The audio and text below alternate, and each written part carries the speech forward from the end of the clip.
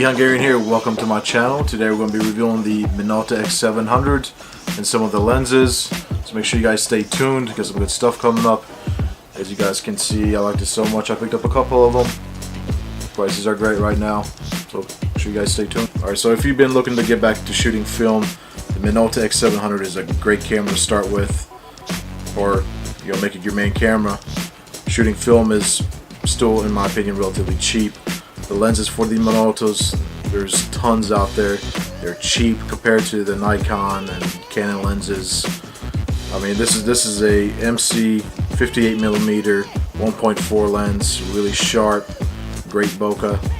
Just an amazing lens. You can pick these cameras up from, I've seen them as cheap as $10 all the way up to $200. Now, I wouldn't pay $200 unless the camera's been fully went through all the light seals and it's had a full cleaning and everything's been good. One of the issues with these cameras is, like I said, I picked up 3 of them. I'll show you again. My 3 Minoltas. Now, out of the 3, only 2 work. One of them, this one here, it does have that. For some reason, the Minolta X-700s have the ongoing Resistor Issue. Now, I can't remember the guy's name. If I find out, I'll put it down in the link below. But you can send your camera in, and my understanding is that I haven't sent any of them off yet. For $45, he'll put all the new light seals in it. He'll change out the resistor. It has one in the bottom on the X700, so one in the bottom, one at the top. And he'll go through the camera, clean everything up, and send it back to you. So you figure $50, you'll get pretty much a brand new camera. The Minolta X700s, they came out in the early 1980 all the way up to like 2000s or 1999. So had a really long run. Amazing cameras. The camera weighs about around 17.5 ounces, so it doesn't weigh that much. Unless you start adding, like the auto winder. Now, I don't have the motor drive for it. I'd love to get one. They're not that expensive. I'll throw this on there so you guys can see what it looks like. Even with this motor drive or the winder, does make it quite a bit heavier. It also gives you that bigger feel to it, which is amazing. It just feels great. It takes 2 LR44 batteries. They're like $3. So, all right, let's zoom in, see all the functions. All right, so the Minolta X700. This camera is fully electronic. Like I said, it takes the 2 LR44 batteries.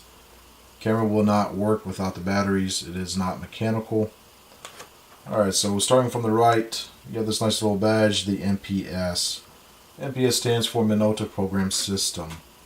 On that same side, we have the lens release button.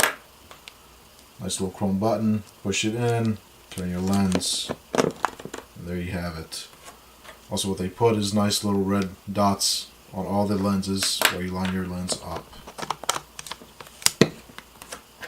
Right below the lens release button, you have your shutter cable. So you take those nice long exposures, that's where that goes. Right below that, you're going to have your depth of field button. I don't know if you guys can see that. That's your depth of field button. I did switch out the lens. I had the MC 1.4. I put the MD 50mm 1.7 on there. The depth of field does not work with the MC lens. That was the reason why I switched it over. Let's see if you guys can see the aperture blades move in there. So if you guys look closely, if you look inside the lens, you should be able to see the aperture blades close. Very nice. Alright, so moving to the other side of the camera. This right here, that's your self timer. You would pull it up. You'd see a little red line. And your camera. Minolta put a nice little light on there.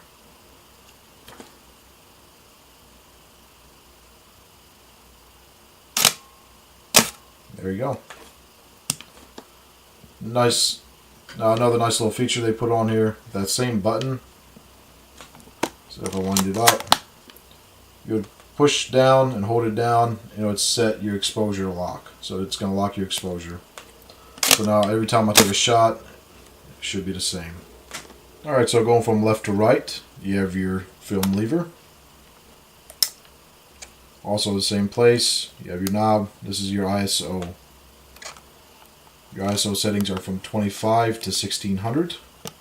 And what you would do, you pull this little ring up and turn it. It just locks in place. As far as your exposure compensation, you have this little safety button right here that you would end up pressing in, and then you would turn it plus or minus 2. Then it locks in, and it won't move unless you press in the button. So very nice. Moving to your other dial, you have your shutter speeds. You do have another safety button here. You have to press that in. Now once you're on your manual settings here, your shutter speeds, you can turn it without pressing that button. Once you get into aperture and program mode, it locks and it won't move. So then you have to push that little button in and switch it over. Program mode is pretty nice. Pretty much turns your camera into a point and shoot. If you're in program mode, you would take your lens, turn it all the way over to f/22 on this lens. You have a little lever right here. Switch that down. As you can see, it's marked with a little green line there. Green 22 where you would set it. Like that, your aperture won't turn by accident. That pretty much turns your camera into a point and shoot. And then you have your aperture priority. It goes from 1000 to all the way down to bulb. Your flash sync, which is highlighted in red, is 60. On and off switch is right here. It's right in the front. I don't know if you guys can see it.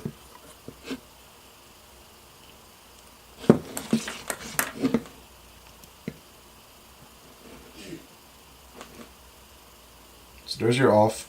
It's in black. Then your on is in green. And then you have another on, which is going the other direction. It has like a couple of lines right after the on. So that right there is more like a warning. So say if it's too dark, I would set this to say f11. If it's not getting enough light, as soon as I put my finger on the shutter button, it's going to tell me. It's going to warn me. If I put it on f1.7, you know it's good. So all that's doing is just giving you a warning, letting you know that, there's not enough light. In case you don't want to keep looking at it. Still good there. Let's go to f9. f11. It's not enough. Got to go back. Alright, so moving along, you have your lever. Right beside the lever, you have your counter window.